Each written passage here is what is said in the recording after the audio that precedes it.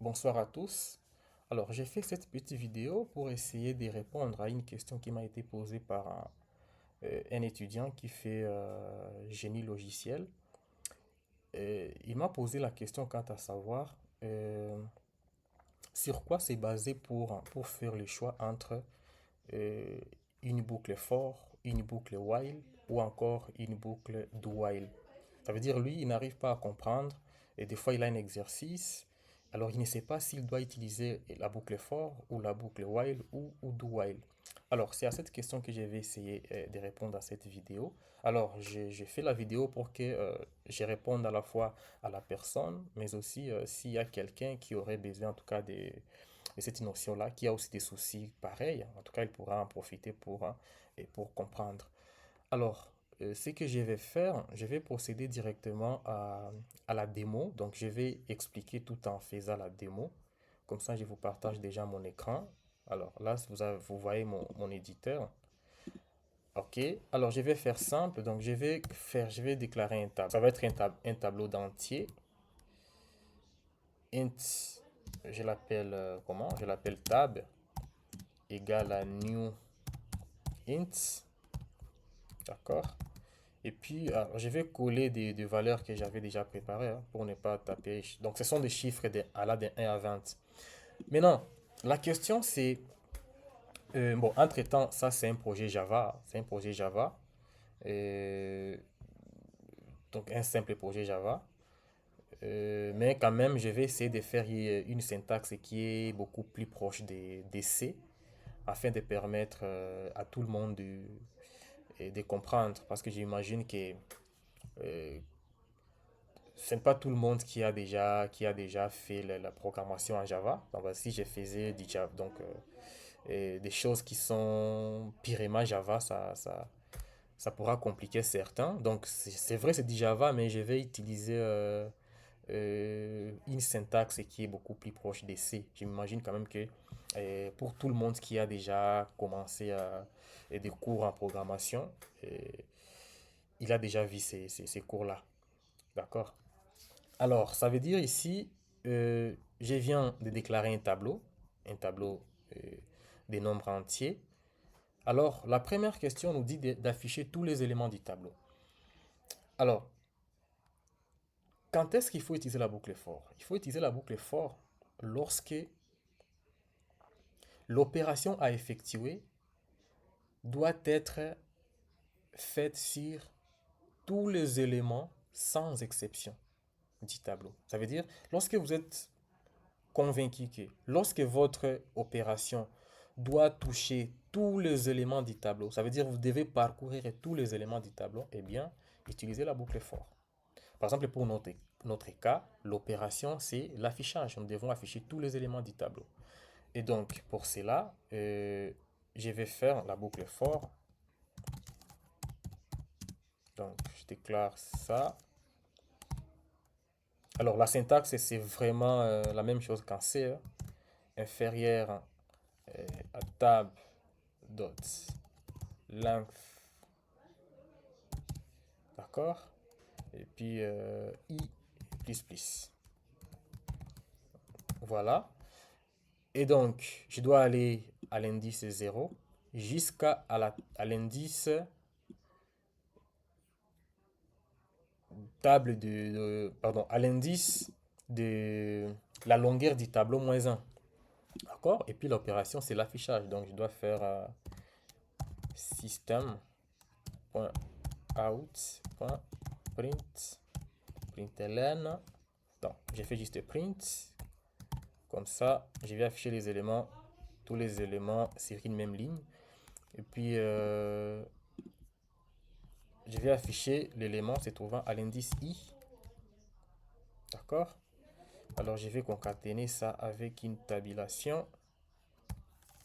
Comme ça, je me rassure que les éléments sont séparés. D'accord? For int i. Et voilà. J'ai ça. Et donc, si j'exécute, normalement, ça doit m'afficher tous les éléments du tableau. Ça veut dire allant de 1 jusqu'à 20. D'accord? Voilà. Ça veut dire que lorsque vous avez une opération qui doit être effectuée sur tous les éléments de votre tableau, de votre liste, là, il faut utiliser la boucle for. Alors, quand est-ce qu'il faut utiliser la boucle while?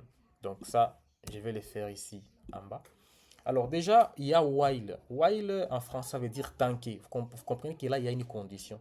Ça veut dire que vous allez effectuer, je prends l'exemple de cette opération d'affichage, sur les éléments du tableau qui respectent, qui vérifient une certaine condition. D'accord? Ça veut dire tant que cette condition est vérifiée, effectue l'opération. C'est ça la différence entre for et while. D'accord? Voilà. Ça veut dire pour nous, par exemple, on va se donner un cas, on donne une condition. On nous dit par exemple la condition, c'est ça. Il faut afficher les valeurs qui se trouvent à gauche des 15. Notre 15 est là. Alors on va afficher tous les éléments qui sont à sa gauche. Ça veut dire à partir de 1, ça va être jusqu'à 14. D'accord? Là, il faut utiliser while. On ne peut pas utiliser for parce que for, si vous voyez très bien dans for, il n'y a pas de condition. D'accord?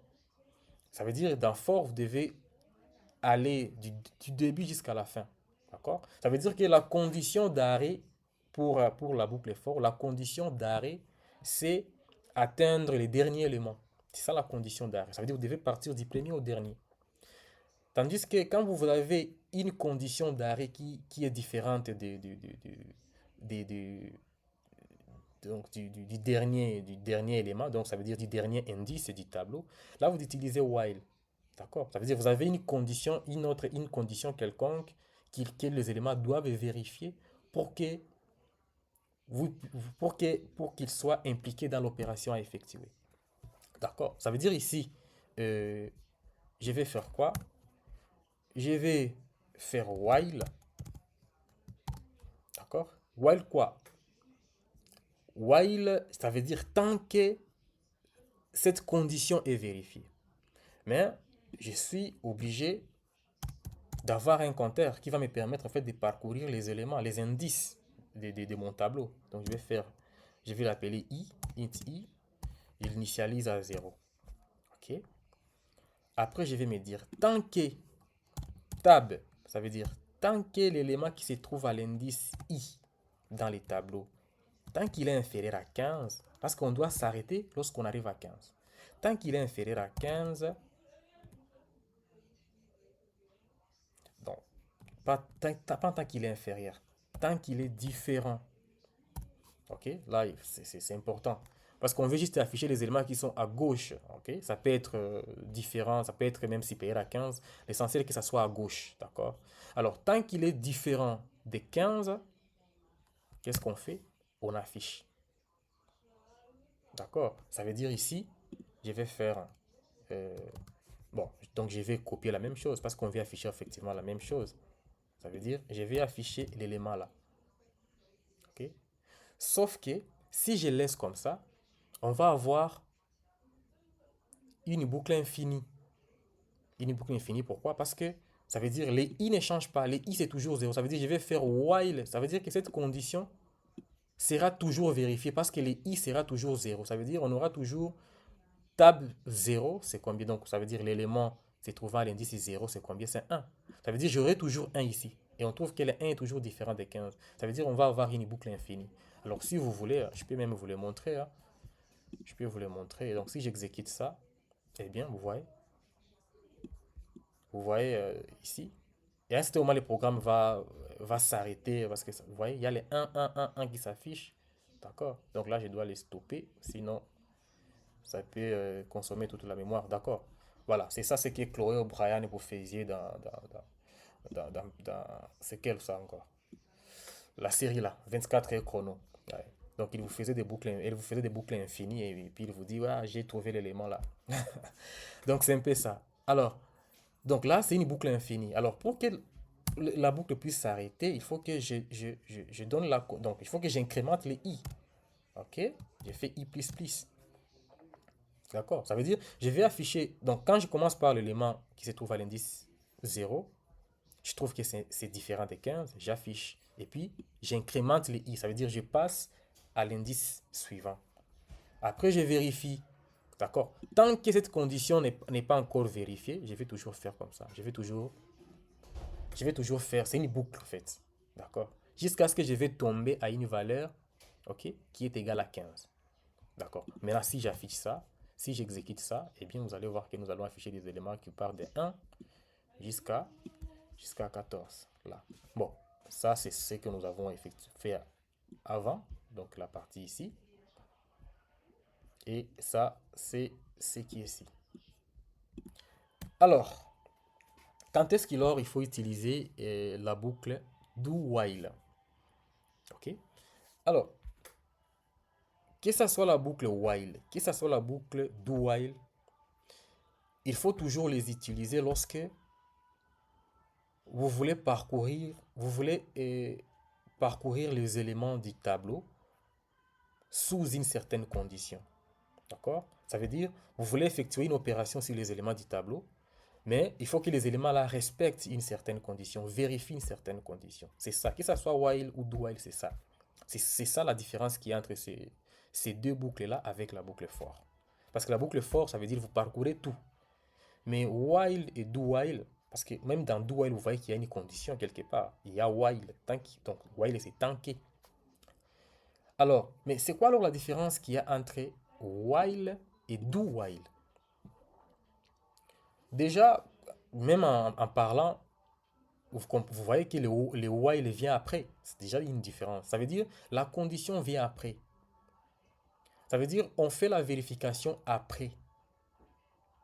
Qu'est-ce que cela veut dire? Cela veut dire que le premier élément ne sera pas vérifié. Ça veut dire que la vérification va commencer à partir du deuxième élément du tableau. Ça veut dire qu'il faut utiliser la boucle do while lorsque tu es convaincu. Lorsque tu es convaincu à 100%, pas à 90%, pas même à 90, je ne sais pas combien. Il faut être convaincu à 100% que le premier élément vérifie cette condition-là. Parce que le premier élément ne sera pas, le programme ne va pas faire cette vérification. C'est toi-même en fait qui te dit, comme je vois mon tableau ou ma liste, je vois déjà que le premier élément vérifie la condition. Voilà. Ça veut dire quoi ici? Ça veut dire qu'ici, la syntaxe, je vais faire quoi? Ça veut dire, je vais faire do. D'accord? Je vais faire quelque chose et puis je vais faire while. D'accord? Sauf que quand vous avez while ou do while, il faut toujours avoir les compteurs, d'accord, qui vont vous permettre en fait d'arrêter la boucle lorsque la condition n'est plus vérifiée. D'accord? Ça veut dire j'ai fait ça. L'objectif de faire quoi? C'est d'afficher. Donc j'ai fait un copier-coller. Donc je dois afficher. OK? Après, bien sûr, pour ne pas faire une boucle infinie, il faut que j'incrémente les i. Ça, on l'a déjà vu. Mais, et puis, c'est toujours la même condition. Donc, je vais faire ça tant que l'élément qui se trouve à l'indice J du tableau, d'accord, tant qu'il est différent des 15. Donc, je commence du premier élément, je pars jusqu'à ce que je vais avoir la valeur 15. D'accord? Maintenant, regardez alors ce qui se passe. Ça veut dire, je commence par l'indice 0. L'indice 0, ça veut dire l'élément qui est là, 1. J'entre dans la boucle. Qu'est-ce qu'on fait? On commence d'abord par afficher. Ça veut dire on va afficher d'abord le 1. Ça veut dire on ne fait pas de vérification, on affiche le 1. Après, on incrémente. Là, c'était à l'indice 0.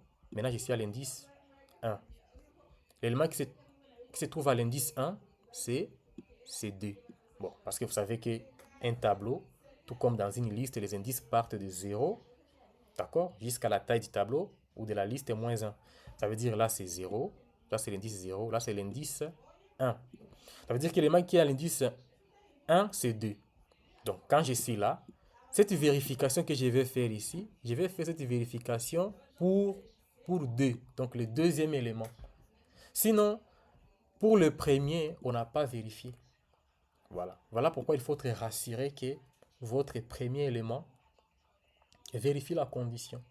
Ça veut dire utiliser la boucle do while lorsque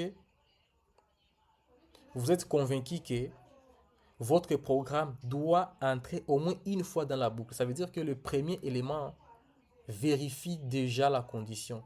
Ça veut dire que vous n'avez pas besoin que le programme le vérifie pour vous. Là, utilisez la boucle do while.